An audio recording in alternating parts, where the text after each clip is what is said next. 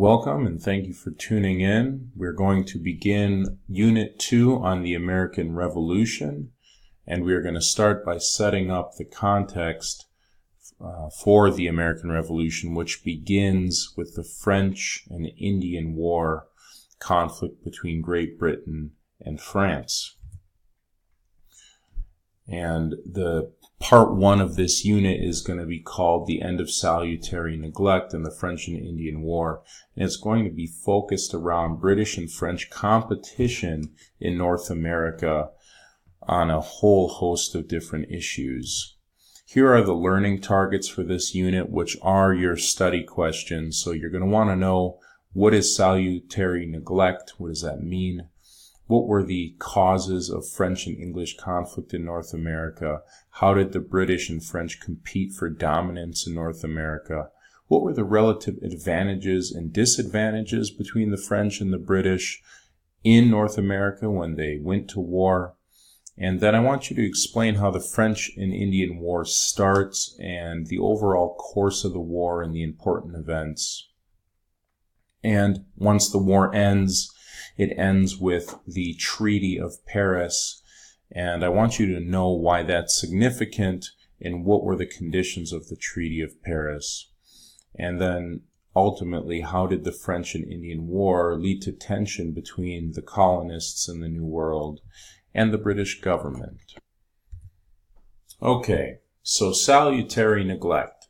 Let's take a look at this word. Salutary and neglect. Neglect means to be left alone, and salutary means to give honor to or to salute. And what this term defines is the relationship between the mother country of England and her colonies in North America. And basically, what it meant is that the colonies in North America were allowed to govern themselves, and they were allowed to govern themselves without too much oversight from the British Crown telling them how they should conduct themselves. They're allowed to elect their own representatives. A number of these colonies, of course, were chartered and founded by private companies or private citizens. And so the colonists grew up in a tradition, basically going back to the early 1600s, of really being able to do as they wish without too much oversight or micromanagement from the King of England or from Parliament. It's kind of like if your parents go away for the weekend and they tell you, hey, watch over the house for us, make sure nothing bad happens, but we're going to trust that you basically do your job and respect us while we're gone. That's basically the relationship between the English Crown and the Parliament and the colonies. And so salutary neglect really defines the relationship between England and the colonies as one where the colonies are allowed to govern themselves as long as they are loyal and pledge allegiance to the English Crown. This is all going to come to an end after the French and Indian War, which breaks out in North America from 1754 and eventually ends in 1763, and it's going to feature our first major player in American history. There he is, a young George Washington. We will talk about him later. Now, if you look at this map, the one on the left shows the pre-war boundaries and land claims by the various European countries in North America before the outbreak of the French and Indian War. So you see that you've got the French. They hold territory centralized in the Great Lakes region and in Canada and the Louisiana Territory west of the Mississippi River. Then you have the British, which have settled the eastern coast of North America. And of course you have the Spanish in Florida and Mexico. But the main cause of this war is going to be disputed land claims between the French and the British in the Ohio River Valley and along all the areas where the Mississippi River drains into various tributaries. So the French are going to claim this land, and then the British are going to claim that all of their colonies get all the land west. So they basically go west until the Pacific Ocean. So that's going to lead to the major cause of this war, which is conflicting land claims over this area. Now, once the war is over in 1763, you can see that the French are gone.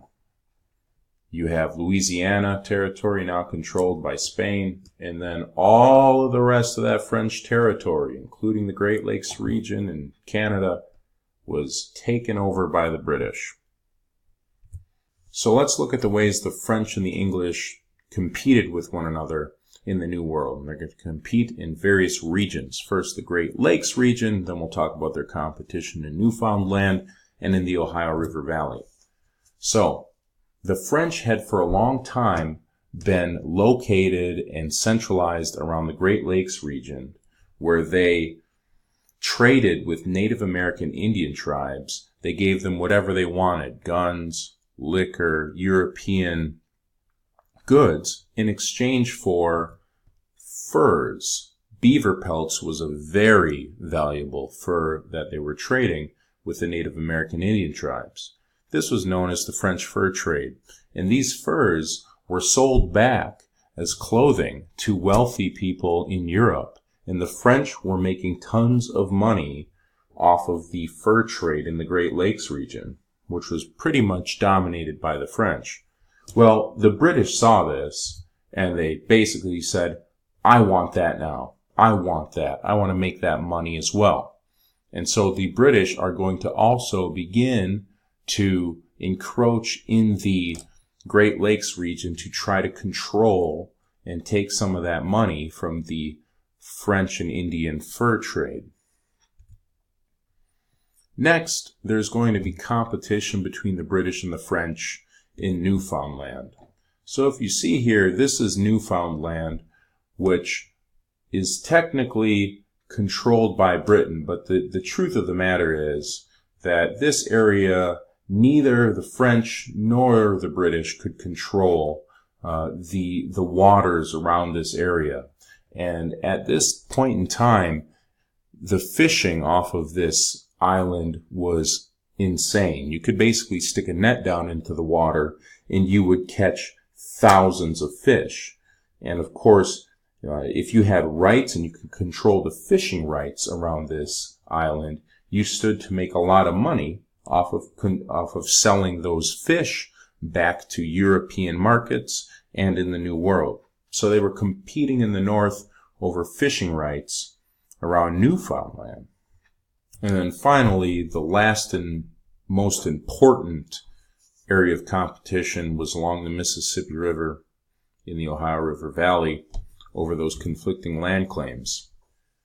Now, if you take a look at this map, you can see this is all the territory formerly claimed by France. And then along the eastern seaboard, you see the territory or the colonies claimed by England. This middle area here is going to be the source of the conflict that really sparks off the French and Indian War. Now, the English, their position on land rights was that they claimed all land west of the colonies. So each colony, they claimed all the land to the west. Ultimately, that would lead to the Pacific Ocean. The French, on the other hand, they claimed all land and territories that were drained by the Mississippi River. So the Mississippi River drains into this area along the Ohio River Valley. Well, if the French are claiming this land and the English are claiming all lands to the west, you have disputed land claims. That is going to be the major issue that starts off the French and Indian War. So let's take a second to look at how the French and the British were competing for control of North America. And the first one I want to talk about is the way they competed for control over North America was with their relationship to Native American Indian tribes. Both of these groups tried to create Indian alliances through trade. The British, although they had less overall Indian alliances, did have a very important alliance with the Iroquois Confederation in New York. The French, they had multiple alliances with various Indian tribes in the Great Lakes region, most notably the Huron tribes. Now, there's something you should understand here, is that these European powers exploited Indian rivalries. And, for instance, the Hurons were enemies of the Iroquois.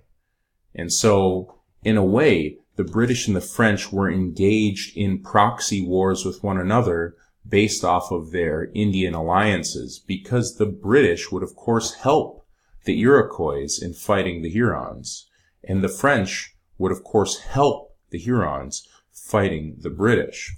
And you can see that they were right next to each other, right across Lake Ontario. Here you have the 6 Iroquois tribes, and then right across the lake, you have the Huron tribes. So each of these tribes and others are being allied with either the French or with the British. So that is one of the ways they are competing for control over North America. As I mentioned, these tribes often fought each other on opposite ends. This is a depiction of Native American tribes fighting one another, and this actually depicts the Hurons fighting the Iroquois. And what you see here in the center of the picture is a European and some other European fighters fighting alongside. So, as an offshoot of that, the British and the French were engaged in combat with each other through Indian warfare in North America. The other way that the British and the French were competing with one another in North America was by building forts. And they are building these forts at strategic locations. They're building these forts at the intersection of rivers, mouths of rivers, the entrance of harbors. And this is important because the thinking at the time is, if you control a fort, you essentially control everything in a 200 to 300 mile radius around that fort. And the more forts you can control the entire North American continent. So there is this race to build forts at strategic points, especially along the Mississippi River, especially along the Lawrence River, and especially in the Great Lakes region.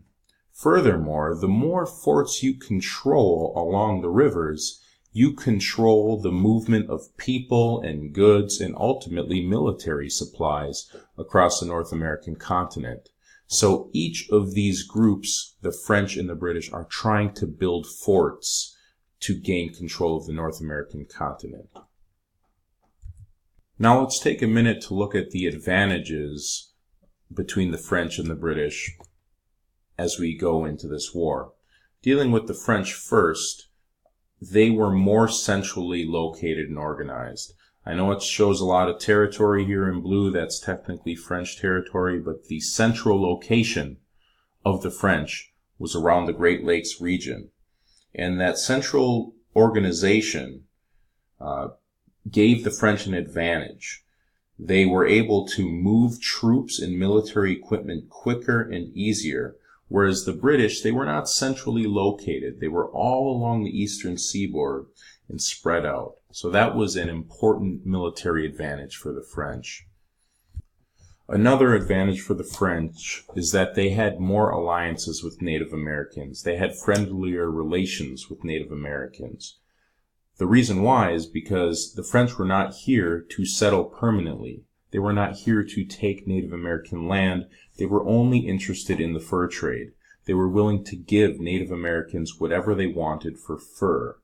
And since they were not here for land, and they were not here to push the Native Americans around or to convert them to a religion, they had friendlier and better relationships with more tribes in the Great Lakes region.